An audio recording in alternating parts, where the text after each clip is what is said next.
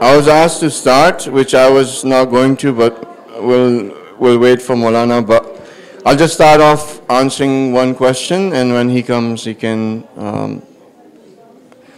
So the question is, as of late, I find questioning my assumptions that allows me to appreciate the world we live in. Do you think that questioning what we take for granted in Shia Islam a dangerous path to take?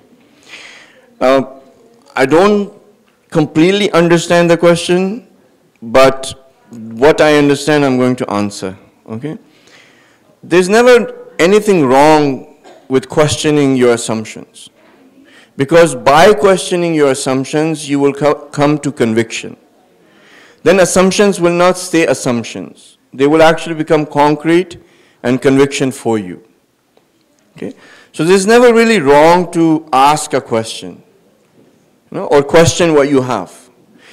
Where it is a problem is that you become biased in your questions. If you become biased in your questions, then you're never going to turn those assumptions into convictions. So you need to remain unbiased, and you also have to give the benefit of the doubt to your mazhab, to your religion. Benefit of the doubt means if you do not understand something today and you've asked a question, maybe you will understand it tomorrow or the day after tomorrow. We give the benefit of the doubt that the traditions that we have from the Holy Prophet or Imam Husain alayhi salam or the verses of Quran that we have are the guidance that we need to get guided from and move forward. Okay? So when the question also says that appreciate the world we live in. It's always good to appreciate the world you live in, right? It's always good, because otherwise you'll get demotivated, you will get stressed, you will not find a purpose in your life. It's okay. But just don't fall in love to the point where this world becomes your goal. We should appreciate it, we should like it, we should live in it, we should be part of it, as long as we're not part of the wrong side. You can enjoy your life, have peace and tranquility in your life. You can always find that. Okay? But if the question is going towards the fact that by questioning my assumption that gives me a better, or I look at the other side of our faith to be more attractive, then there's something wrong.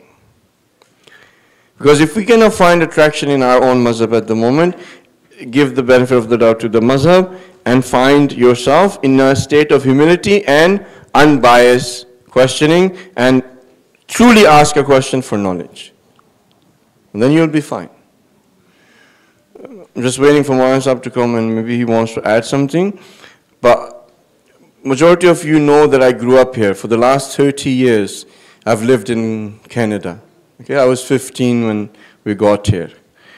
And throughout whatever things that I went through, and I have questioned myself, the assumptions and stuff that we have. And with the questions that I was able to, the answers that I was able to come up to, I've looked at other faiths as well. I know this for a fact that our mazhab, Shia mazhab, is the most beautiful, balanced, just path towards Allah subhanahu wa ta'ala. There's nothing else out there. May Allah subhanahu wa ta'ala give you the ability to see it this way. Okay. वो पीछे चला जाता है ये करना है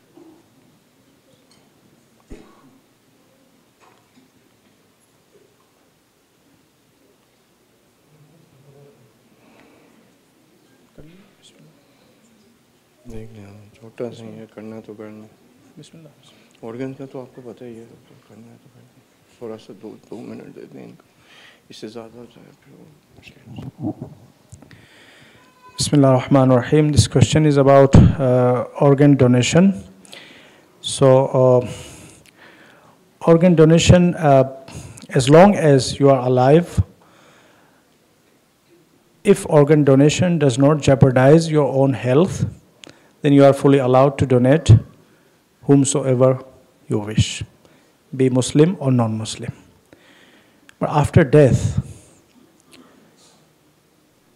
there are certain rulings which are quite different from the scenario when you are alive.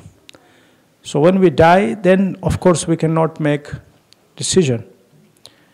Now the decision is made according to Allah subhanahu wa ta'ala's rules and regulations. And based on that, a Muslim's body cannot be operated unless another Muslim's life depends on that operation.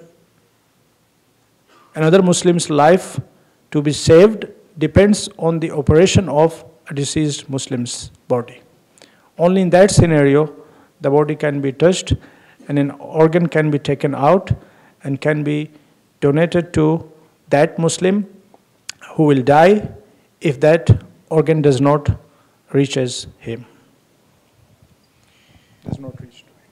Okay, this question is, I mean, because it is youth, and I don't want to skip this one because it is an issue, but we're going to try to tactfully deal with it. So question is, can you please mention the growing rise of LGBTQ? You don't have to mention the term, but it's an issue that a lot of youth aren't sure how to deal with it because it isn't talked about in our communities. Now, this particular issue is not a new one. This issue has remained in society since, I don't know how far back you want to go to. The reason why this issue has become more highlighted is because the environment in which it is being highlighted, they have given it the twist which never ever in the history of humanity that twist or angle or spin was given. Okay?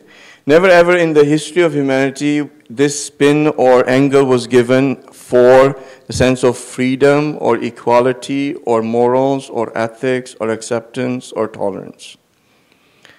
These spins that are being given to this particular issue is new. This was never been done before. Like I was mentioning to you, 30 years ago we came to Canada. Canada was a totally different country that, you know, would look at that particular issue. This was not in I would say 1992, movement started, which in this movement, they were not successful in the beginning, but they kept on moving forward. And then soon enough, other people start noticing that if we can use this tool, we can actually accomplish many things by highlighting this particular issue. We can counter religion. We can counter progressiveness in religion. We can counter the preference of people. We can again redefine the concept of freedom. We can also use this issue for equality and for human rights, so that the rest of the human rights that are born and natural equal rights of human beings can also become a little bit under the carpet. So what you guys have to understand is that this is not just done out of the blue. It has been done by design. And we need to understand that design.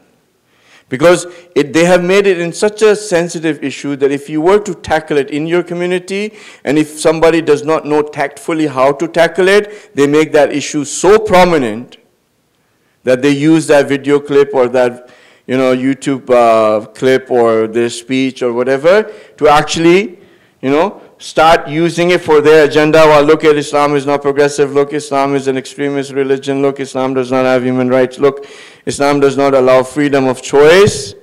And they start using that clip for it. So now, our communities do have to deal with this because it is not an issue that's going to go away. But the way that we need to deal with it has to be tactfully. We have to start on many different angles as they are using it to spin many different angles. We also have to start tactfully taking care of that with many different angles. Okay? So you don't have to be confused about it.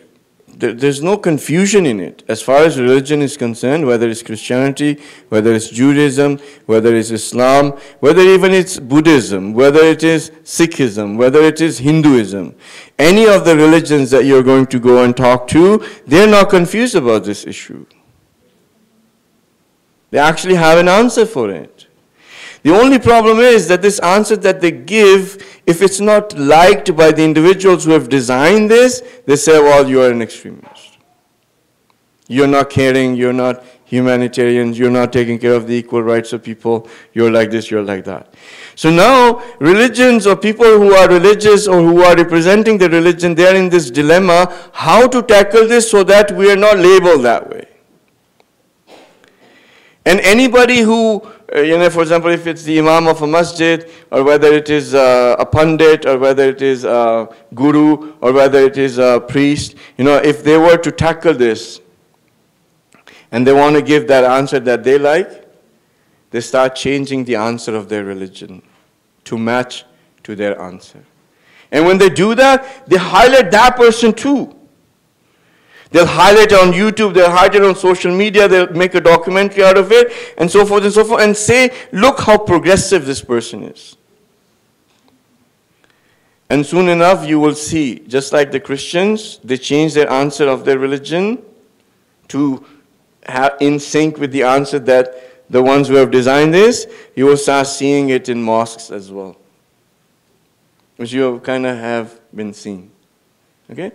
So, I'll just, maybe, if Maulana allows just 2 minutes, give you something to get rid of your confusion, okay?